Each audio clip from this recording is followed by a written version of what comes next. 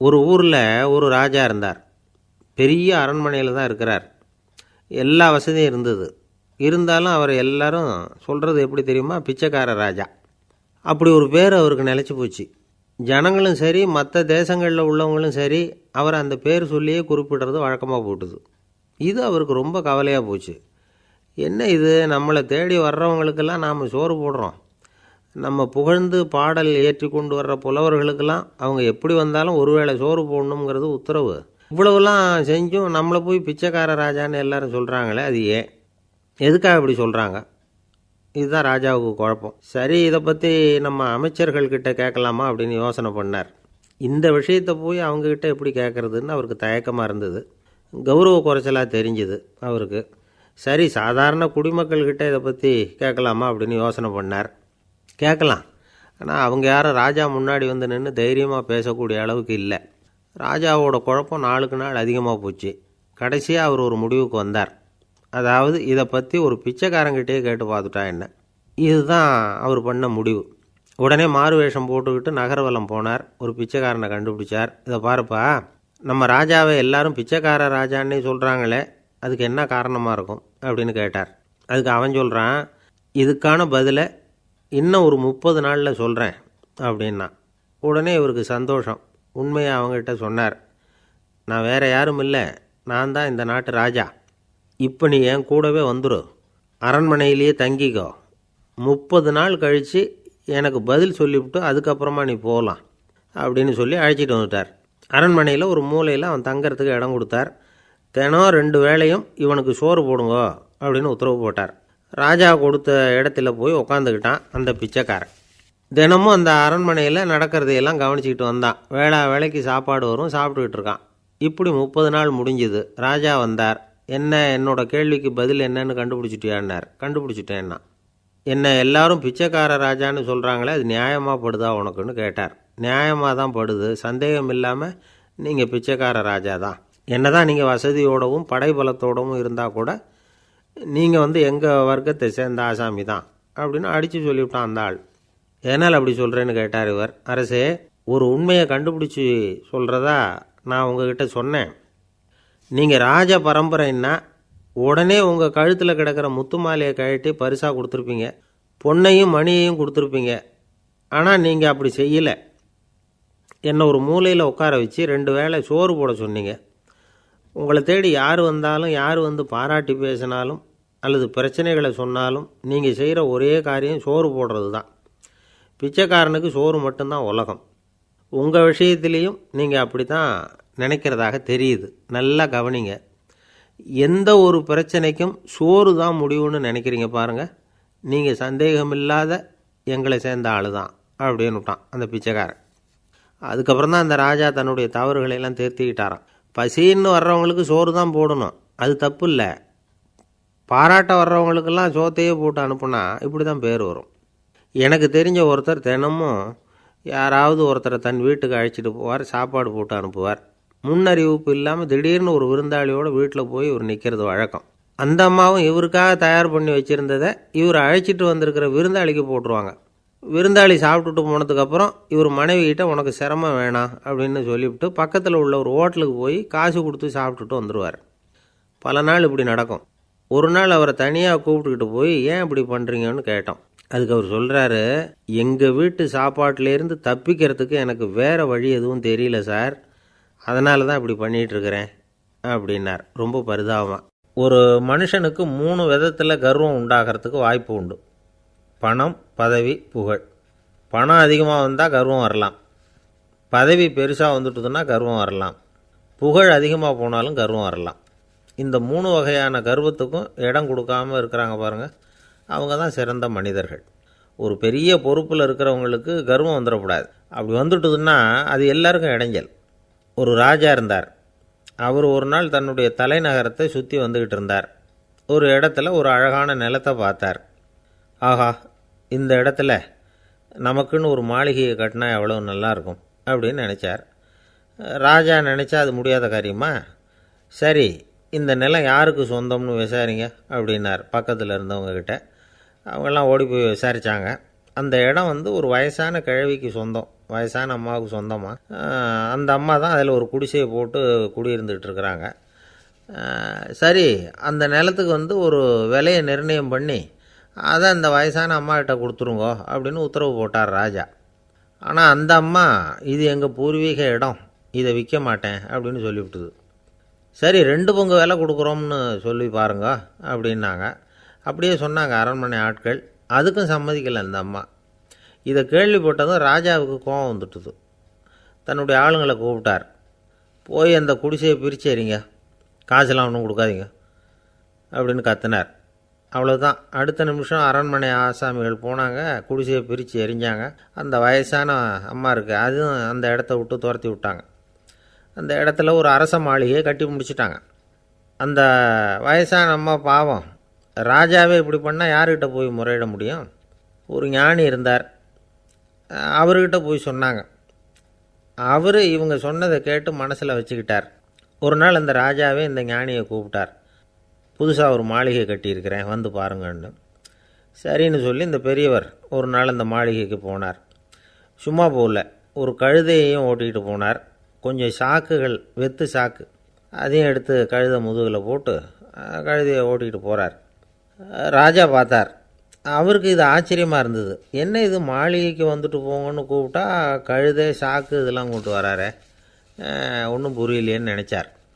எதுக்காக இதெல்லாம்னு கேட்டார். அரசருடைய தோட்டத்திலேருந்து கொஞ்சம் மண் எடுத்துகிட்டு போகிறதுக்கு ஆசைப்படுறேன், அதுக்கு நீங்கள் அனுமதி கொடுக்கணும் அப்படின்னாரு இவர். இது என்ன வேடிக்கையான கோரிக்கையாக இருக்குது அப்படின்னு நினச்சார் ராஜா. இருந்தாலும் மண் தானே கேட்குறாரு, எடுத்துகிட்டு போகட்டுமே அப்படின்னு நினச்சார். சரின்னு அனுமதி கொடுத்தார். அந்த பெரியவர் தோட்டத்துக்கு போனார், மண்ணை வெட்டினார், சாக்கில் போட்டு நிரப்புனார். ராஜாவை கொஞ்சம் கிட்ட வாங்கன்னு கூப்பிட்டார். இந்த மண் மூட்டையை தூக்கி கழுதையோட முதுகில் வைக்கணும், கொஞ்சம் உதவி பண்ணுங்கன்னார்.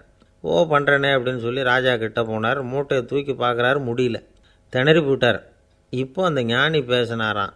அரசே, இந்த ஒரு சாக்கு மண்ணையே உங்களால் தூக்க முடியல, அந்த கிழவிகிட்ட இருந்து அந்த அக்கிரமமாக அபகரித்த இந்த தோட்டம் பூராவையும் சுமக்கணும்னு ஆசைப்படுறீங்களே, அது உங்களால் முடியுமா அப்படின்னு கேட்டாராம். ராஜா யோசனை பண்ண ஆரம்பித்தார். தன்னுடைய செயலுக்காக வருத்தப்பட்டாராம். அந்த வயசான அம்மாவை உடனடியாக வரவழைச்சார். தாயே, தப்பு பண்ணிட்டேன், என்னை மன்னிச்சுக்குங்க, இன்னையிலேருந்து இந்த மாளிகையும் தோட்டமும் உங்களுக்கு தான் சொந்தம் அப்படின்னு சொல்லிவிட்டாராம். போகிறப்ப இந்த உலகத்திலேருந்து எண்ணத்தை எடுத்துகிட்டு போக போகிறோம், அதனால் ரொம்பவும் அலட்டிக்க வேண்டியதில்லை, கர்வப்பட வேண்டியதில்லை அப்படிங்கிறது ஒரு பெரிய உபதேசம். ஒரு பெரிய மனுஷன் சாக கிடந்தார், ரொம்பவும் அழுதார். ஏன் அழறீங்க அப்படின்னு கேட்டாங்க சுற்றி இருந்தவங்க. நான் சாகிறதுக்காக கவலைப்படலை, நான் நம்ம ஜனங்களுக்காக எவ்வளவோ காரியம்லாம் செஞ்சுக்கிட்டு வந்தேன். நான் செஞ்சுக்கிட்டு வந்த சேவையை இனிமேல் யார் செய்ய போகிறாங்க, அது யாரால் முடியும், அதை நினச்சி தான் அழறேன் அப்படின்னாராம். ஒருத்தர் முன்னாடி வந்தார். அதுக்காக நீங்கள் கவலைப்படாதீங்க, உங்கள் சேவையை தொடர்ந்து செய்கிறதுக்கு என்ன மாதிரி இளைஞர் பட்டாலும் தயாராக இருக்குது, இருந்தாலும் எங்கள் கவலை என்னென்னா அப்படின்னு இழுத்தார்.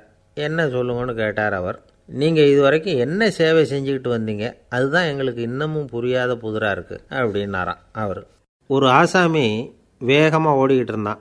ஏன் இப்படி ஓடுறேன்னு கேட்டார் இன்னொருத்தர். அங்கே ஒரு ஆள் அடிபட்டு கிடக்கிறான், அதை பார்த்தேன், உடனே ஓடுறேன்னா. எங்கேன்னு கேட்டார். ஆஸ்பத்திரிக்குன்னா. ஒரு ஆள் அடிபட்டு கிடக்கிறத பார்த்தா உடனடியாக நாம் செய்ய வேண்டியது முதல் உதவி, அதுக்கப்புறம் தான் ஆஸ்பத்திரி. இன்றைக்கி விபத்துங்கிறது சர்வசாதாரணமாக நடந்துக்கிட்டு இருக்குது. வாகன விபத்து, வெடிகுண்டு விபத்து, தீ விபத்து, கட்டடம் சரியறது, பூகம்பம், இப்படி நிறைய நடக்குது. ஒரு விபத்தை பார்த்துட்டா நம்மளில் பல பேர் நமக்கு என்னத்துக்கு வம்புன்னு ஒதுங்கி போயிடுறதும் உண்டு. சில பேர் துணிஞ்சு கிட்ட போய் உதவி செய்கிறதும் உண்டு. அப்படி உதவி செய்ய நினைக்கிறவங்களுக்கு உபயோகப்படுற தகவல் இது. விபத்தில் காயமடைஞ்சவங்களை 3 பிரிவாக பிரிக்கலாமா. முதல் வகை கொஞ்சம் சீரியஸானது, உயிருக்கு உடனே ஆபத்து தரக்கூடியது. மூளை காயம், முகம், கழுத்து காயங்கள், இருதயம், நுரையீரல் காயங்கள், வயத்தில் உள்ளுறுப்பு காயங்கள், அதிகப்படியான இரத்தப்போக்கு, இதனால எல்லாம் பாதிக்கப்பட்டிருந்தால் அது முதல் வகை அப்படின்னு நாமளே மனசுக்குள்ளே முடிவு பண்ணிக்கணும். இவங்களுக்கெல்லாம் உடனடியாக முதல் உதவி கொடுக்கணும், தாமதப்படுத்தாமல் ஆஸ்பத்திரிக்கு கொண்டுகிட்டு போயிடணும். இப்படி கொஞ்சம் எச்சரிக்கையாக நடந்துக்கிட்டால் அவங்களில் பல பேரை காப்பாற்றி போடலாம். 2வது வகை எப்படின்னா, முதல் உதவி விரைவாக கிடைச்சா உயிர் பிழைக்கக்கூடிய மார்பு காயங்கள், கைகால் எலும்பு முறிவு, இடுப்பு முதுகெலும்பு காயம், சீரான இரத்த சேதம், இப்படிப்பட்டவங்களை ரெண்டாவது வகையாக பிரிக்கணும். ஆபத்தில்லாத சிராய்ப்புகள், சிறு காயங்கள், இரத்த உறைவுகள், இதனால் பாதிக்கப்படுறவங்க மூணாவது வகை. ஒருத்தர் தலையில் அடிபட்டு நினைவு விழுந்துட்டார்னு வச்சுங்க, அவருக்கு வாந்தி வர்றதுனால புறையேறி மூச்சு அடைப்பு உண்டாகும். இப்படி ஆகாமல் இருக்கிறதுக்காக தலையை ஒரு பக்கமாக சாய்ச்சி வைக்கலாம். நாடி துடிப்பையும் இதய துடிப்பையும் தொட்டு பார்க்கணும். அது குறைஞ்சிருந்தாலும் சரி, நின்று இருந்தாலும் சரி, அவர் மார்பை நிமிஷத்துக்கு 80 தடவை உள்ளங்கையால் அழுத்தி இதய துடிப்பை மீட்கிறதுக்கு உதவி பண்ணணும். கழுத்தில் காயம்பட்டாலும் ஆபத்து அதிகம். கழுத்துக்கு அடியில் ஒரு துண்டை மடித்து வைக்கலாம். 2 பக்கமும் சின்ன தலையணை அல்லது துணி மடிப்புகளை வச்சு கழுத்தை அதிகமாக அசையாமல் பார்த்துக்கலாம். முதுகெலும்பு முறிஞ்சிருக்குமோ அப்படிங்கிற சந்தேகம் இருந்ததுன்னா அவரை அதிகமாக அசைய விடக்கூடாது. அதிகமாக அசைஞ்சால் தண்டு இடத்துல பாதிப்பு ஏற்பட்டு கை கால் விளங்காமல் போயிடும். அவரை ஒரு கனமான போர்வை இல்லைன்னா பாயில் படுக்க வச்சு 4 பேர் மெதுவாக தூக்கி மருத்துவ உதவிக்கு அனுப்பி வைக்கலாம். கையெலும்பு முறிஞ்சிருந்தால் முறிஞ்ச பாகத்தை உடம்போடு சேர்த்து அசையாமல் கட்டிப்புடலாம். கால் எலும்பு முறிஞ்சிருந்தால் மற்ற காலோடு சேர்த்து கட்டிப்புடலாம். முறிஞ்ச பாகம் தொங்காமல் பார்த்துக்கணும். அப்போ தான் வீக்கம் உண்டாகாமல் இருக்கும். வெட்டு காயம், குண்டடிப்பட்ட காயம், இதிலெல்லாம் ரத்தப்போக்கு அதிகமாக இருக்கும். ரத்தம் வெளியேற ஆபத்து அதிகம். சுத்தமான துணியை பல மடிப்புகளாக மடித்து காயத்தின் மேலே வச்சு அழுத்தமாக ஒரு 10 நிமிஷம் பிடிச்சிக்கணும். ரத்தம் நின்ன உடனே காயத்துக்கு கட்டு போடலாம். சில சமயம் காயம்பட்ட பாகத்தை உயரமாக தூக்கி பிடிச்சிக்கிட்டா தான் ரத்த கசிவு நிற்கும். இந்த விவரங்களையெல்லாம் கொஞ்சம் மனசில் வாங்கி வச்சுக்கிட்டோம்னா சமயத்தில் உதவும். ஏன்னா இந்த காலத்தில் விபத்து எந்த ரூபத்தில் எப்போ வரும்னு யூகிக்கவே முடியல. நண்பர் ஒருத்தர் சொன்னார், நேற்றுக்கு பாருங்கள் சார், என் கண்ணு முன்னாடியே ஒரு சின்ன விபத்து நடந்ததுன்னார். என்னன்னு விசாரித்தோம். ஒரு பஸ்ஸில் வந்துக்கிட்டு இருந்தேன். அந்த பஸ்ஸில் பின்பக்கம் படி ஓரமாக நின்றுக்கிட்டு இருந்த ஒருத்தர் ரோட்டில் விழுந்துட்டார். டிரைவர் அதை கவனிக்கலை, நிறுத்தாமல் அவர் பாட்டுக்கு போகிறாருனார். கண்டக்டர் உடனே விசில் கொடுத்து பஸ்ஸை நிறுத்த வேண்டியது தானே அப்படின்னோம். அதுதான் சார் முடியாமல் போச்சுன்னார் அவர். ஏன்னு கேட்டாங்க. தவறி கீழே விழுந்ததே அந்த கண்டக்டர் தான் சார் அப்படிங்கிறார். ஒரு தெருவில் சில சிறுவர்கள் விளையாடிக்கிட்டு இருந்தாங்க. ஏதோ ஒரு உயரமான கல்லை நடுத்தெருவில் வச்சு அதை சுற்றி சுற்றி ஓடி வந்துக்கிட்டு இருக்கிறாங்க. அது என்ன விளையாட்டோ அவங்களுக்கு தான் தெரியும். கொஞ்ச நேரம் அப்படி விளையாடிக்கிட்டு இருந்தவங்க விளையாடி முடித்ததும் அந்த கல்லை நடுத்தெருவில் அப்படியே விட்டுட்டு அவங்கவுங்க வீட்டுக்கு ஓடி போட்டாங்க. அதுக்கப்புறம் அந்த வழியாக 2 பெண்கள் பேசிக்கிட்டே வந்தாங்க. பேச்சு சுவாரஸ்யத்தில் நடுத்தெருவில் இருந்த அந்த கல்லை கவனிக்கலை. காலில் இடிச்சுட்டுது, லேசாக ரத்தம் வந்துட்டுது, வலி தாங்கலை. காலில் இடிச்சுக்கிட்ட பொண்ணு திட்ட ஆரம்பிச்சுட்டுது. வர வர ஊர் உலகம் ரொம்ப கெட்டு போச்சு, யாருக்கும் பொறுப்பே கிடையாது பாரு, இப்படி நடுத்தெருவில் பொறுப்பு இல்லாமல் இப்படி கல்லை போட்டு வச்சுருக்குறாங்களே, இது நியாயமா அப்படின்னு சொல்லி இந்த சமூகத்தை கடுமையாக விமர்சனம் பண்ணிக்கிட்டு அவங்க போயிட்டாங்க. கொஞ்ச நேரம் கழித்து ஒரு வாலிபன் அந்த வழியாக வந்தான். அந்த கல்லை பார்த்தான், நின்னான், ஒரு நிமிஷம் யோசனை பண்ணான். என்ன பண்ணலாம்னு பார்த்தான். தன்னுடைய வீரத்தையும் பலத்தையும் காட்டணும்னு நினச்சான். பின்னாடி போனான். அப்புறம் வேகமாக ஓடி ஒரு சின்ன ஹை ஜம்ப் அப்படியே துள்ளி குதித்தான். துள்ளி குதித்து தாண்டி அந்த பக்கமாக போய் விழுந்தான். அப்படியே விசில் அடிச்சுக்கிட்டு அவன் பாட்டுக்கு நடந்து போகிறான். அடுத்தபடியாக ஒரு காதல் ஜோடி அந்த வழியாக வந்தது. நடுத்தெருவில் கண்ணில் பட்டது. அவங்க 2 பேரும் ரொம்ப நெருக்கமாக சேர்ந்து வந்துக்கிட்டு இருக்கிறாங்க. நடுவில் கல் இருக்கிறதுனால கொஞ்ச நேரம் 2 பேரும் விலகி மறுபடியும் இந்த பக்கம் சேர்ந்து போகணும். கொஞ்ச நேரம் நாம் பிரிய வேண்டி இருக்குதே அப்படின்னு வருத்தத்தோடு முணுமுணுத்துக்கிட்டே இந்த பக்கம் வந்தாங்க. அதுக்கப்புறம் வழக்கம் போல் சேர்ந்து அவங்க பாட்டுக்கு எதிர்காலத்தை பற்றி கற்பனை பண்ணிக்கிட்டே போயிட்டாங்க. கடைசியாக அந்த வழியாக பார்வை இல்லாத ஒருத்தர் வந்துக்கிட்டு இருக்கார். அவர் கையில் வழக்கமாக வச்சுருக்கிற அந்த ஊன்றுகோல், கையில் இருக்கிற அந்த ஊன்றுகோலால் தனக்கு முன்னாடி அப்படியும் இப்படியும் அப்படியே தட்டிக்கிட்டு பார்த்துக்கிட்டே அவர் மெதுவாக நடந்து வந்துக்கிட்டு இருக்கிறார். வழியில் இருக்கிற அந்த கல் தட்டுப்பட்டுது. உடனே நடுத்தெருவில் ஒரு கல் இருக்குங்கிறத அவர் புரிஞ்சுக்கிட்டார். உடனே குனிஞ்சார். அந்த கல்லை தடவி பார்த்து எடுத்தார். தெரு ஓரமாக கொண்டுட்டு போய் போட்டார். அதுக்கப்புறம் அவர் பாட்டுக்கு அவர் வழியில் நடந்து போனார். இப்போது இதில் பல பேர் வந்தாங்க போனாங்க. இவங்களில் பார்வை உள்ளவங்க யார், பார்வை இல்லாதவங்க யார்? இப்படி ஒரு கேள்வி கேட்டால் என்ன பதில் சொல்ல முடியும்? கொஞ்சம் யோசித்து பார்த்தா இன்றைக்கி பல பேர் இப்படி தான் இருந்துக்கிட்டு இருக்கிறோம். ஒரு ஆள் பார்க்குறதுக்கு பெரிய மனுஷன் மாதிரி இருக்கார். ஒரு தெரு வழியாக நடந்து வந்துக்கிட்டு இருந்தார். இருட்டு நேரம். வழியில் ஒரு பெரிய கல் கிடந்தது, கருங்கல். பார்த்தார். கொஞ்ச நேரம் யோசித்தார். போய் தூக்கி பார்த்தா ரொம்ப கனமாக இருந்தது. இன்னொரு ஆள் சேர்ந்தால் தான் தூக்க முடியும். இவர் உடனே ரோட்டோரமாக போய் ஒரு மரத்தடியில் உட்காந்துக்கிட்டார். 2 பக்கமும் பார்த்துக்கிட்டே இருக்கார், யாராவது வர்றாங்களான்னு. கொஞ்ச நேரத்தில் ஒருத்தர் வந்தார். இவருக்கு தெரிஞ்சவர். என்னங்க இந்த நேரத்தில் இங்கே உட்காந்துருக்குறீங்கன்னு கேட்டார் அவர். அதோ அந்த கருங்கல் அப்படின்னு சுட்டி காட்டினார். ஓ, அதை தூக்கி ஓரமாக போடணுமா? வாங்க 2 பேரும் தூக்கலான்னார் வந்தவர். நான் அதுக்காக உட்காந்துருக்கலேன்னார் இவர். பின்ன வேற எதுக்காகன்னார் அவர். ஒரு மனுஷன் கருங்கல்லில் காலை இடிச்சுக்கிட்டான்னா எப்படி துள்ளுவான்னு பார்க்கணுங்கிறது எனக்கு ரொம்ப நாளாக ஒரு ஆசை. அதுக்காக தான் உட்காந்துருக்கிறேன் அப்படின்னாராம். ஒருத்தர் ரொம்ப அவசரமாக போயிட்டு இருந்தார். எங்கே சார் போகிறீங்கன்னு கேட்டோம். எனக்கு வேண்டியப்பட்ட ஒருத்தருக்கு குழந்தை பிறந்திருக்கிறதாக செய்தி வந்திருக்கு, அதுதான் ஆஸ்பத்திரிக்கு போயிட்டுருக்கேன், பார்த்துட்டு வரலாம்னு அப்படின்னார். அப்படின்னா கொஞ்சம் இப்படி உட்காருங்க அப்படின்னோம். சில விவரமெல்லாம் சொல்கிறேன் கேட்டுக்கிட்டு போங்க அப்படின்னோம். உட்காந்தார். அப்புறம் சொல்ல ஆரம்பித்தோம். புதுசாக பிறந்திருக்கிற ஒரு குழந்தைய பார்க்க போகிறதுன்னா அது சாதாரண விஷயம் இல்லை. அதில் ரொம்பவும் கவனமாக நடந்துக்கணும். புது குழந்தைக்கு நோய் சுலபமாக தொற்றும். முக்கியமாக காற்று மூலமாக பரவுகிற நோய்கள் சுலபமாக வந்துடும். அதனால் நமக்கு உடம்பு சரியில்லைன்னா குழந்தைய விட்டு கொஞ்சம் தள்ளியே இருக்கிறது தான் நல்லது. பெரியவங்களை பொறுத்த வரைக்கும் சாதாரணமாக உள்ள ஒரு கிருமி கூட குழந்தைய பொறுத்த வரைக்கும் ரொம்ப மோசமான ஒரு கிருமியாக இருக்கும். சில வெளிநாடுகளில் எப்படி தெரியுமா, பிறந்த குழந்தை தூங்கிக்கிட்டு இருக்கிற ஒரு ரூமுக்கு போகணும்னா போகிறவங்க முகமூடி போட்டுக்கணும், காலணிகளை மாற்றிக்கணும், அவ்வளவு சுத்தமாக உள்ளே போய் பார்த்துட்டு வரணும். பொதுவாக சில ஆஸ்பத்திரிகளில் பார்த்திங்கன்னா பார்வையாளர்கள் நேரத்தில் விசிட்டிங் ஹவர்ஸ் தாயை விட்டு குழந்தைய தனியாக பிரித்து வச்சுருவாங்க. எதுக்குன்னு நினைக்கிறீங்க? அந்த நேரம் பல பேர் வருவாங்க போவாங்க. அவங்க கை கால் சுத்தமாக இருக்காது. சுத்தமில்லாத கைகள் மூலமாக கிருமிகள் பரவும். சுத்தமில்லாத கைன்னா மண் தூசி படிஞ்சிருக்கிற கை மட்டும் தான் அர்த்தம் இல்லை. சாலையில் கையை வீசிக்கிட்டு நடந்து வர்றீங்க, குழந்தைய பொறுத்த வரைக்கும் அது கூட சுத்தம் இல்லாத கை தான். தாயை தவிர மற்றவங்க குழந்தைய தூக்காமல் பார்த்துக்கிறது நல்லது. தாய் கூட அளவோடு கொஞ்சிறதோடு நிறுத்திக்கணும். புதுசாக ஒரு குழந்தைய பெற்றுருக்கிற பொண்ணுக்கிட்ட மற்ற தாய்மார்கள் ஏதாவது சொல்லிக்கிட்டே இருப்பாங்க. குழந்தைய அப்படி வளர்க்கணும் இப்படி வளர்க்கணும் அப்படின்னு ஏதாவது அட்வைஸ் பண்ணிக்கிட்டே இருப்பாங்க. இப்படி ஓவராக அறிவுரை பண்ணுறது அந்த பொண்ணை குழப்பி விட்டுரும்.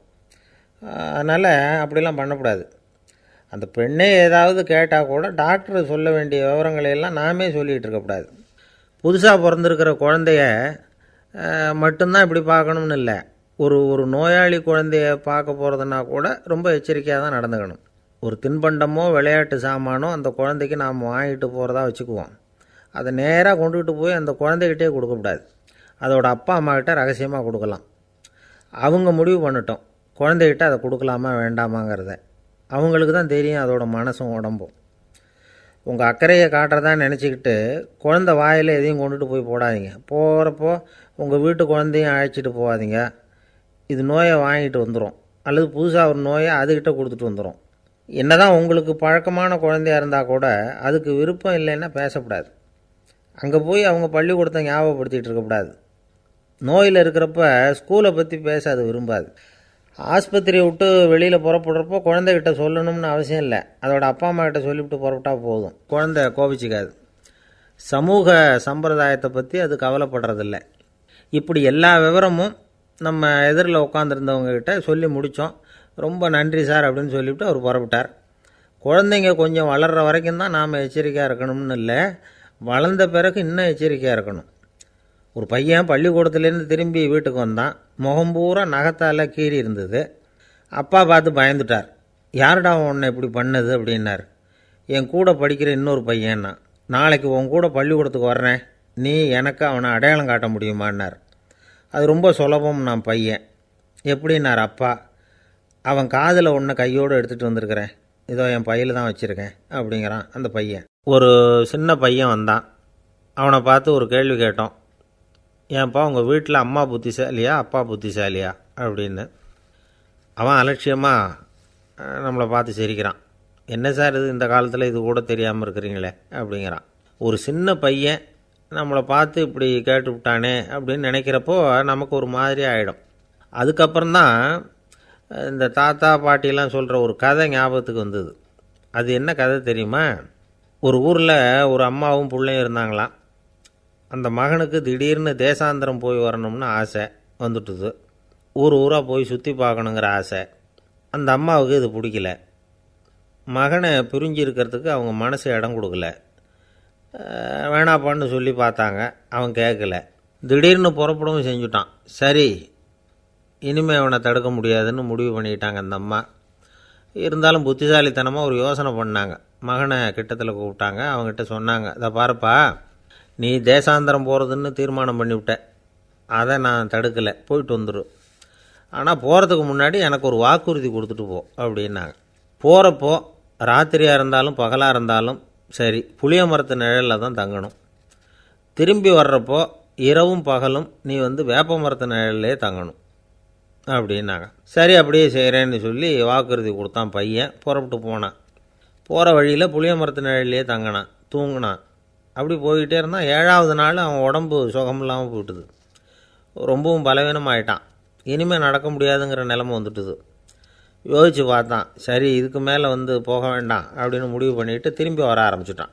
திரும்பி வர்றப்போ வழியில் வேப்ப மரத்து நிழல்லையே தங்கி தங்கி வந்தான். நாளுக்கு நாள் உடம்பு சரியாக வந்துட்டுது. 7ஆவது நாள் வீட்டுக்கு சேர்றான். உடம்பு பழையபடியே கலகலப்பாயிட்டுது. பூர்ண சுகம். தேசாந்திரம் போன பையன் திரும்பி வந்துட்டானே அப்படின்னு அந்த அம்மா ஆச்சரியப்படலை. ஏன்னா அவங்களுக்கு தெரியும் இப்படி ஆகும்னு. பையன் சீக்கிரமாக திரும்பி வரணுங்கிறதுக்காக தான் அவங்க அந்த யோசனையை சொன்னாங்க. என்ன விஷயங்கிறதையும் அவங்களே சொன்னாங்க. மகனே, புளிய மரத்து நிழல் உடம்புக்கு உஷ்ணத்தை கொடுக்கும், சீக்கம் உண்டாக்கும். அதனால் நீ தொடர்ந்து புளிய மரத்து நிழலில் தங்கினாவே நோய்க்கு ஆளாயிட்ட. அதனால் பயணத்தை முடிச்சுக்கிட்டு திரும்பி வரணுங்கிற முடிவுக்கு வந்துட்டேன்.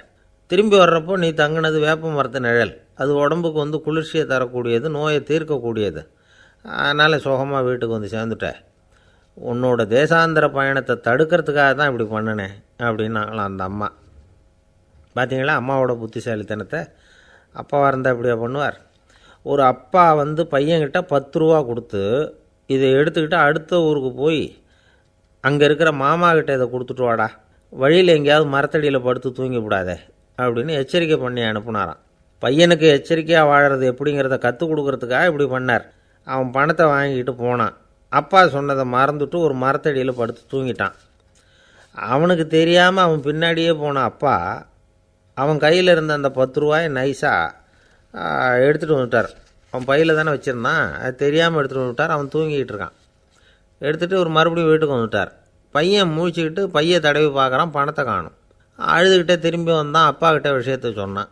அப்பா சிரிச்சுக்கிட்டே சொன்னார், அதுக்கு தான்ப்பா ஆரம்பத்திலேயே எச்சரிக்கை பண்ணினேன், இனிமேலாவது நீ ஜாக்கிரதையாக இருக்கணும் அப்படிங்கிறதுக்காக தான் இப்படி பண்ணினேன். அந்த பணம் எங்கேயும் போயிடலை, நான் தான் அதை உனக்கு தெரியாமல் எடுத்து வச்சிருக்கிறேன்.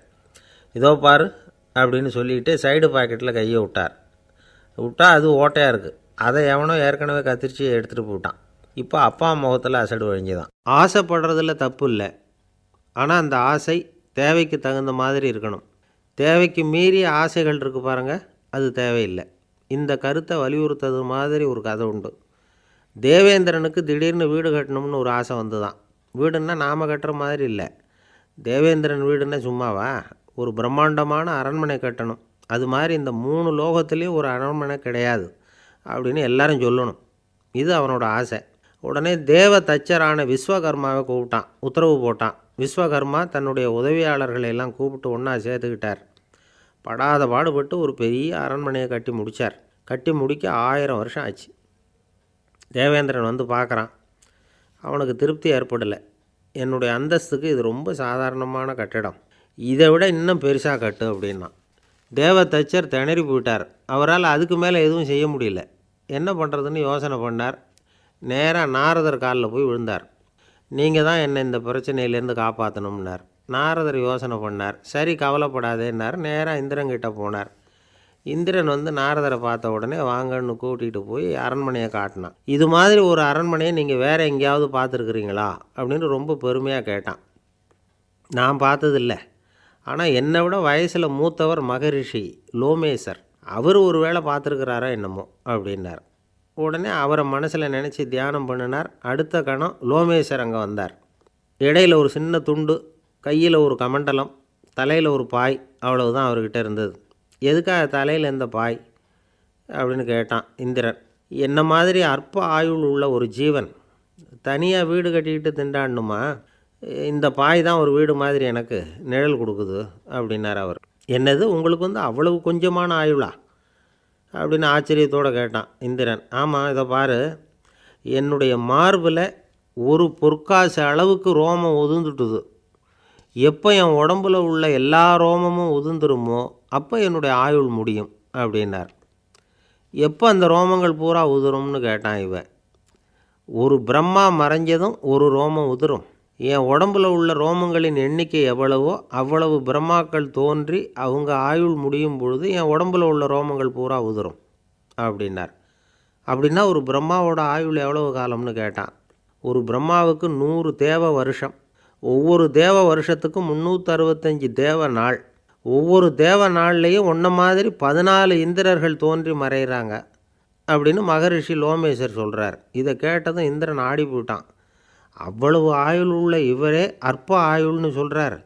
நான் என்னுடைய ஆயுளை பெருசாக நினச்சிக்கிட்டு பிரம்மாண்டமான அரண்மனை கட்டணும்னு ஆசைப்படுறேனே அப்படின்னு நினச்சான். எனக்கு வீடு கட்டின வரைக்கும் போதும்னு விட்டான். அதனால் நாமெல்லாம் நம்முடைய தேவைக்கு தகுந்த மாதிரி ஆசைப்படுறது தான் நியாயம். ஆனால் அப்படியே நடந்துக்கிறோம். மனுஷன் கடவுளையே ஏமாற்றி காசு வாங்கிறதுக்குள்ள ஆசைப்படுறான். ஒருத்தன் கடவுளை நினச்சி தவம் இருந்தான். கடவுள் நேரில் வந்தார். தேவலோகத்தில் ரூபாய்க்கெல்லாம் என்ன மதிப்புன்னு கேட்டான். அங்கெல்லாம் ரூபாய்ங்கிறது உங்கள் பணத்தில் 1 கோடி ரூபாய்க்கு சமம். அதாவது தேவலோகத்தில் 1 ரூபான்னா இங்கே 1 கோடி ரூபா. அது மாதிரி எங்களுக்கு ஒரு நாளுங்கிறது உங்கள் கணக்கில் 1 கோடி வருஷத்துக்கு சமம் அப்படின்னார் கடவுள். அப்படின்னா எனக்கு நீங்கள் அதிகமாக எதுவும் தர வேணாம், உங்கள் கணக்குப்படி ஒரே 1 ரூபா கொடுங்க, அது போதும்னா இவன் ரொம்ப சாமர்த்தியமாக. கடவுள் யோசனை பண்ணார். அது ஒன்றும் கஷ்டம் இல்லை, 1 ரூபா தானே கேட்குற, கொடுத்துட்றேன். ஆனால் இப்போ வரும்பொழுது நான் எடுத்துக்கிட்டு வரல, எங்கள் கணக்குப்படியே 1 நாள் பொறுத்துக்க பணத்தோடு வந்துடுறேன் அப்படின்னு சொல்லிவிட்டு பறந்து போயிட்டார். ஒரு வயசான அம்மா தெரு வழியாக போயிட்டு இருந்தாங்க. அவங்க கையில் எண்ணத்தையோ வச்சுக்கிட்டு அதை அடிக்கடி பார்த்துக்கிட்டே இருந்தாங்க. ஒருத்தன் மெதுவாக அவங்கக்கிட்ட போய் கையில் இருக்கிறது என்ன அப்படின்னு எட்டி பார்த்தா அவங்க கையில் 4 பல் இருந்துதான். இவன் ஆச்சரியமாக அந்த அம்மாவை பார்த்தான். ஏம்மா உனக்கு என்ன பைத்தியமா, ஏது இந்த பல், இதை என்னத்துக்காக கையில் வச்சுக்கிட்டு அலைஞ்சிக்கிட்டு இருக்கிற அப்படின்னு கேட்டிருக்கான். அதுக்கு அந்த அம்மா விவரம் சொல்ல ஆரம்பித்தாங்களாம். இதை பாருப்பா, எனக்கு ஒரு மகன் இருந்தான், அவனை ரொம்ப செல்லமாக வளர்த்தேன். அவனை தரையிலேயே நடக்க விடுறதில்ல, எப்பவும் தூக்கி வச்சுக்கிட்டு இருப்பேன். அவன் நல்லா பெரியவனாகி பள்ளிக்கூடம் போகிறப்ப கூட அவன் புஸ்தக மூட்டையை நான் தான் சுமந்துக்கிட்டு போவேன். பார்க்குறவங்க கூட கேலி பண்ணுவாங்க, ஏம்மா படிக்க போகிறது நீயா உன் பிள்ளையான்னு கேட்பாங்க. அவன் இன்றைக்கி எவ்வளோ பெரிய மனுஷன் ஆகிட்டான், வெளிநாட்டில் பெரிய உத்தியோகத்தில் இருக்கான். சமீபத்தில் இங்கே வந்துட்டு போனான். ஒரு நாள் ஏதோ கோபத்தில் என்ன அரைஞ்சுட்டான். அப்போ இந்த 4 பல்லும் கீழே விழுந்துட்டுது. இன்னமும் கூட விழுந்திருக்கும், ஆனால் பல்லு தான் இல்லை. என் புள்ள அரைஞ்சதுனால விழுந்த பல்லு இல்லையா அது, அதனால் இதை எப்பவும் என் கையிலேயே வச்சுக்கிட்டு ஆசையோடு பார்த்துக்கிட்டு இருக்கிறேன். அவன் தான் வெளிநாட்டுக்கு போட்டான், அவனை பார்க்க முடியாத ஏக்கத்தை நான் இந்த பல்லை பார்த்து போக்கிக்கிறேன் அப்படின்னு நாங்களாம் அந்த அம்மா. இந்த கதை எதுக்காகன்னா, தாய் அன்பு அப்படிங்கிறது எப்படிப்பட்டதுங்கிறத புரிஞ்சுக்கிறதுக்காக. கல்யாணம் ஆனதுக்கப்புறம் தாயை மறந்து விட்றவங்க எத்தனை பேர் இந்த உலகத்தில், அவங்க காதில் விழணுங்கிறதுக்காக தான் இந்த தகவல். ஆனால் ஒரு விஷயம் மட்டும் நல்லா புரிஞ்சுக்கணும், தாயை மதிக்க தெரிஞ்சவங்க தான் இன்றைக்கி வாழ்க்கையில் எல்லா விதத்துலேயும் முன்னுக்கு வந்திருக்கிறாங்க. வேணும்னா விசாரித்து பார்த்துக்குங்க. இன்னொரு அம்மா இருந்தாங்க. அவங்க தினமும் ஒரு கோயிலுக்கு வருவாங்க. சாமியை பார்த்து, கடவுளே நான் இறந்து போனால் நரகத்துக்கு போகணும் அப்படின்னு வேண்டிக்குவாங்களாம். எல்லோரும் சொர்க்கத்துக்கு போகணும்னு தானே கடவுள்கிட்ட வேண்டிக்குவாங்க.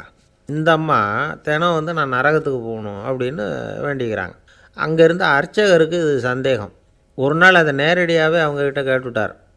அதுக்கு அந்த அம்மா பதில் சொன்னாங்களாம், ஐயா எனக்கு கல்யாணம் ஆகி ரொம்ப நாள் வரைக்கும் குழந்தை பாக்கியம் இல்லாமல் இருந்தது. கோயில் குளம் எல்லாம் சுற்றி வந்தேன். ரொம்ப நாள் கழித்து ஒரு குழந்தை பிறந்தது, ஆண் குழந்தை. அவனை நான் ரொம்ப செல்லம் கொடுத்து வளர்த்தேன். அதோட விளைவு என்ன ஆச்சுன்னா, அவன் ரொம்ப மோசமாக ஆகிட்டான். கெட்ட பழக்க வழக்கம்லாம் கற்றுக்கிட்டான். அவன் இறந்து போனால் நிச்சயம் அவனுக்கு நரகம்தான் கிடைக்கும். அந்த அளவுக்கு கெட்டவன் அவன். அப்படிப்பட்ட காரியங்கள்லாம் பண்ணிகிட்ருக்கான், எனக்கு தெரியும். இவனுக்காக நரகத்தில் கூட யாரும் தயவு காட்ட மாட்டாங்க, தாட்சண்யம் காட்ட மாட்டாங்க. அதனால் இவனுக்கு முந்தி நான் இறந்து நரகத்துக்கு போயிட்டா அங்கே இவனை கவனிச்சிக்கலாமே, இவனுக்கு பணிவிடை செய்யலாமேன்னு பார்க்குறேன் அப்படின்னு நாங்களாம். அதனால தான் நான் நரகத்துக்கு போகணும்னு தினம் ஆண்டவனை வேண்டிகிட்டு இருக்கிறேன் அப்படின்னு கண்கலங்கி அந்த அம்மா சொன்னாங்களாம். அதுதான் தாய் உள்ளம்ங்கிறது.